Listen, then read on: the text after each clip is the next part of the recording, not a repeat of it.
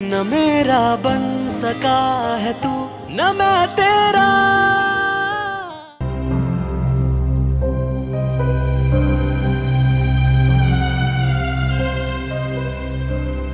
असद, हमारे अपने मसाइल क्या कम थे जो तुम शानज़े को भी यहाँ ले आए हो।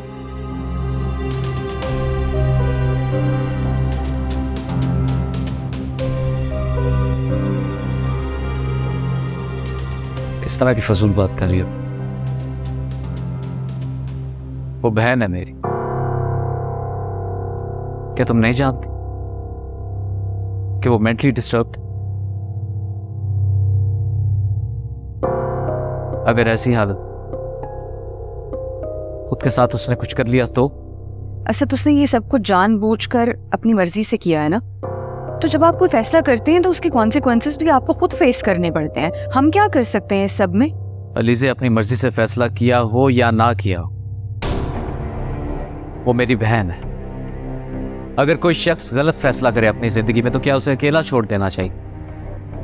मगर वो जिम्मेदारी तो पापा और नरगिस आंटी की है ना, तो उन्हें देखना चाहिए कि इस मामले में क्या करना है। हाँ, तो मेरी जिम्मेदारी भी है, भाई हूं मैं उसका।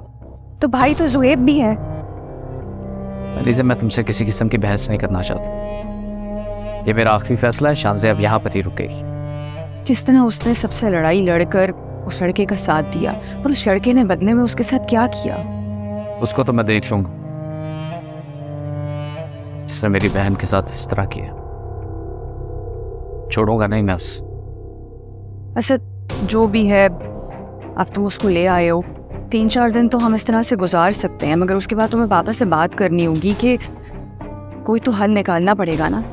अलीज़े प्लीज यार, मैंने तुमसे कहा ये शानज़े का घर, वो यहाँ पर जितने दिन चाहे रुक सकती है। अब इस बारे में मैं कोई बात नहीं करना चाहता।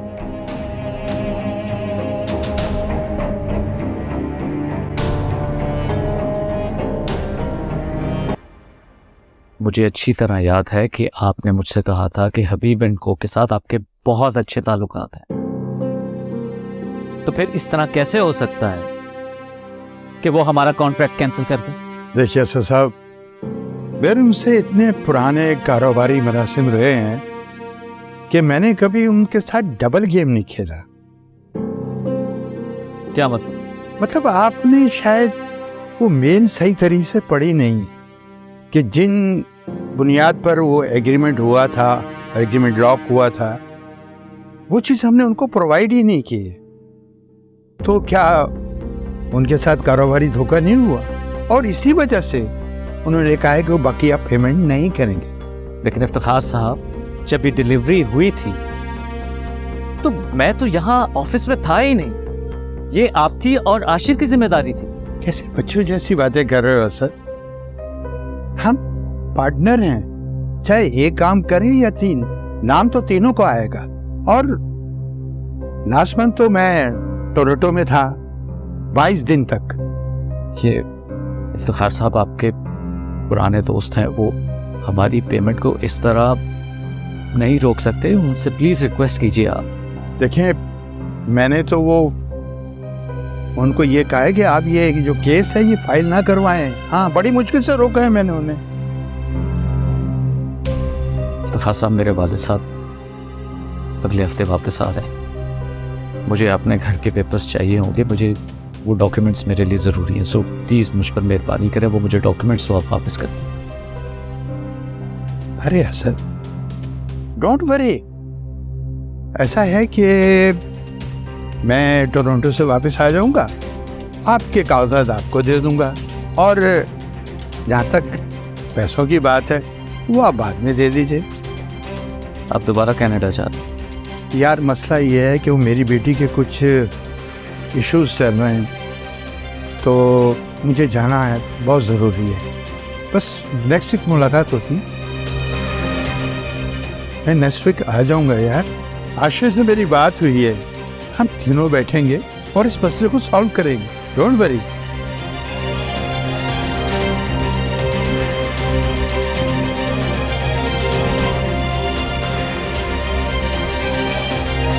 देखो, मसले मसाइल तो हर शादीशुदा जिंदगी में होते हैं, झगड़े कहाँ नहीं होते, छोटी मोटी बातें तो हर घर में होती हैं। फिर इसका मतलब ये थोड़ी है कि आप घर छोड़कर चले जाएं।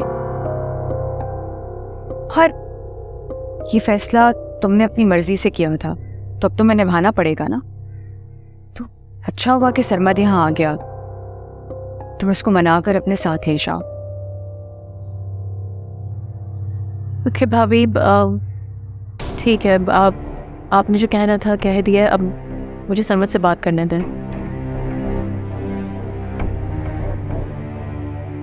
शानदार, मैं वाकई बहुत बहुत ज्यादा शर्मिंदा हूँ। यकीन करो मीना, मैं तो कभी सोच भी नहीं सकता था तुम्हारे बारे में गलत करने की। Okay, you just shut up.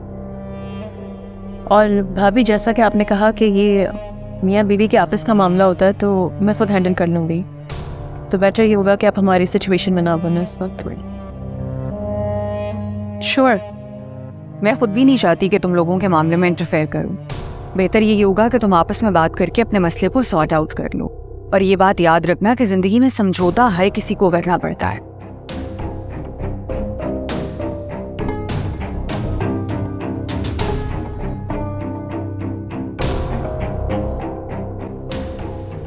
सुनसे, तुम्हारी भाभी मेरे को ठीक ही तो कह रही है।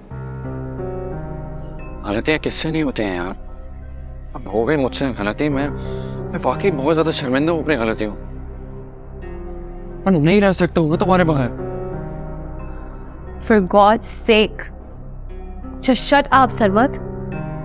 तुम मेरे नहीं बल्कि मेरी दौलत के बगैर नहीं रह सकते हो। इनफैक्ट तुमने मुझसे शादी भी इसी वजह से की थी। नहीं नहीं, मैं गलत था ना। हाँ, लेकिन मैं सही बोल रही हूँ। मैं मर तो सकती हूँ, लेकिन तुम्हारे पास पलट के लौट के वापस नहीं आऊंगी। तुम्हारे और मेरे रास्ते अलग अलग हैं अब। और तुम ये बात अच्छी तरीके से जानते हो कि मैं कितनी जिद्दी हूँ। अगर मैं अपनी डैड की नहीं सुनती तो तुम मेरे आगे क्या चीज हो।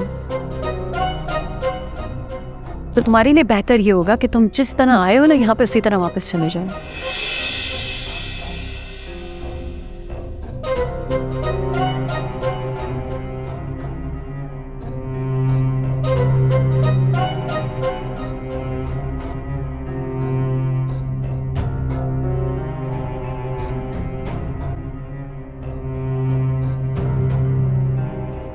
नरगिस आंटी, आप किस तरह हमारे घर का सामान निकालकर मेरे इन-लॉज के यहाँ भेज सकती हैं? मतलब मेरे रूम की प्राइवेट चीजें थी, ठीक है, आपने बॉक्स करके भेजी है, but you could have called me. तो क्या करती? तुम अपने इन-लॉज के यहाँ रह रहे थे, सामान पैक करके वहां नहीं भिजवाती तो क्या सड़क पर रख देती? क्या हो गया आपको? किस तरह की बातें कर रही? और आप होती कौन है ये सब करने वाली? माँ तो तुम लोगों ने कभी समझा नहीं, हमेशा नफरत और हिकारत दी। मगर हाँ, ये मैंने किया तुम्हारे बाप की बीवी होने की हैसियत से। डैड, सुन रहे हैं आप? ये जो कुछ भी बोले जा रही है, कि आप कुछ भी नहीं कहेंगे, खामोश रहेंगे आप? क्या छोड़ा है तुमने? कुछ नहीं छोड़ा कुछ बोलने के लिए। क्या बात है डैड, आप इस औरत के सामने इतने बेबस हो गए कि हमें हमारे सामान को हमारे ही घर से बेदखल कर दिया, और आप इनके सामने खामोश खड़े हैं, कुछ बोल भी नहीं रहे। आप ऐसे तो नहीं थे डैड। कुछ नहीं बोल सकता, वाकई कुछ नहीं बोल सकता, इसलिए कि तुम लोगों की खुदगर्जी, बेहिसी ने मुझे यहां तक पहुंचाया। उन्होंने इस औरत के सामने मुझे जलील किया है, मुझे मेरी नजरों के सामने झुका दिया है तुम लोगों ने। हमने? डैड, मैंने क्या किया है? असद ने वो घर मेरी गैर मौजूदगी में जो मैंने खून पसीने से बनाया था, वो घर उसने बेच डाला।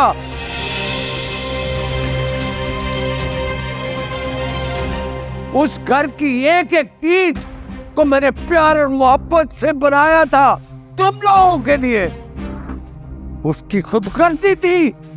काश तुम जैसी औलाद होने से बेहतर था कि मेरी कोई औलाद ही ना होती। प्लीज डैड, आप क्या बोले जा रहे हैं? आपने इनके कहने पे तो घर बेचा था। नहीं, वो असद ने घर बेचा। वो असद उस घर के पेपर घर से चुरा कर ले गया और उसने गिरवी रखवा दिया वो घर और बर्बाद कर दिया, हमें बर्बाद कर दिया। कार प्लीज, कार प्लीज खुद को संभाले।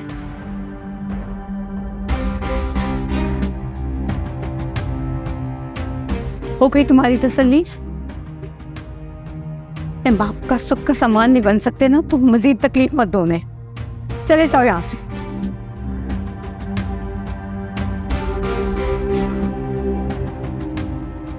बुखार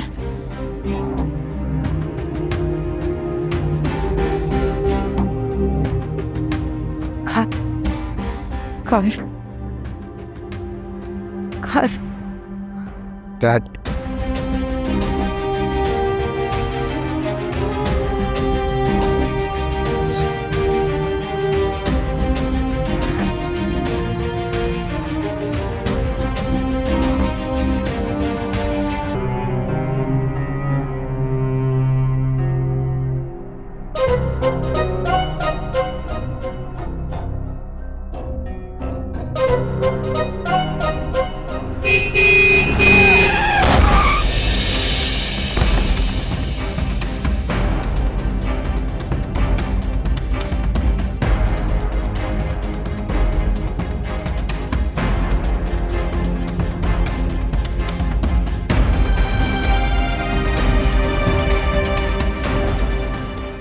ज़ोएब, ये तुम किस तरह से असद से बात कर रहे हो? वो तुम्हारे बड़े भाई हैं। बड़ा भाई? वाह भाई, क्या बात है, खूब याद दिलाया आपने। वो बड़ा भाई जो अपना आइडियल बाप को घर से सड़क पर ले आया। अरे ऐसे होते हैं बड़े भाई, ऐसे होते हैं बड़े बेटे। अरे जिस बाप को आप पे फख्र था, गुरूर था, ये बदला दिया आपने उनकी मोहब्बत का। ज़ोएब, क्या फजूल बातें कर रहे हो तुम? क्या कहना चाह रहे हो? मुझे कुछ समझ में नहीं आ रहा। और मुझे सब समझ आ रहा है, और मैं ये भी जानता हूं कि आपको सब समझ आ रहा है। बस आप तो आईना नहीं देखना चाह रहे, वरना कि देख लेना तो खुद की शक्ल भी नहीं पहचान पाएंगे आप। और एक बात बताएं, ये जो नया बिजनेस सेटअप किया था आपने, ये इसके पैसे आपको साले ने दिए हैं ना? यही कहा था ना आपने? अगर ऐसा है तो डैड के घर के डॉक्यूमेंट्स क्यों चोरी किए आपने? क्यों बेच दिया हमारे घर? क्या ये सिर्फ आपका घर था? अरे आप जानते हैं कि इतना बड़ा फ्रॉड किया आपने, इसका कितना बड़ा केस बनता है? कोई आइडिया है आपको? अरे बाकी सारी जिंदगी आप जेल में काटते। मुझे तो समझ नहीं आ रहा कि ये सारी बातें जानने के बावजूद भी डैड आपको फेवर देते रहे, लाइक ऑलवेज। कुछ भी नहीं कहा, कुछ नहीं किया, कोई केस नहीं, कोई सजा नहीं, बस उल्टा खामोशी से अपना घर छोड़ के एक छोटे से घर में चले गए। और आप शर्मिंदा तक नहीं हुए अपने इस जुर्म पे? You should be ashamed of yourself. Zoeb, Asad ने वो घर बेचा नहीं है, उसके डॉक्यूमेंट्स रखवा के कुछ रकम ली है कर्ज के तौर पर। बस करो दीजिए, कहने दो इसे जो कहना चाहते। मेरी बात सुने आप तो, एक बात लिखकर याद कर लें, आप दोनों की ये जो कर्ज है ना, ये कभी नहीं उतरेंगे और ना कभी तरक्की मिलेगी। क्योंकि जिस ख्वाहिश में आपने डैड की इज्जत और भरम का सौदा किया है ना, जिंदगी भर आप दोनों के हाथ खाली रहेंगे।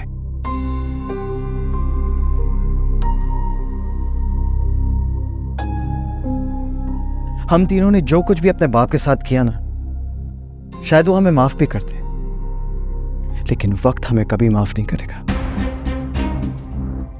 हमारा जितना भी किया है ना, हमारे सामने लाकर खड़ा कर देगा।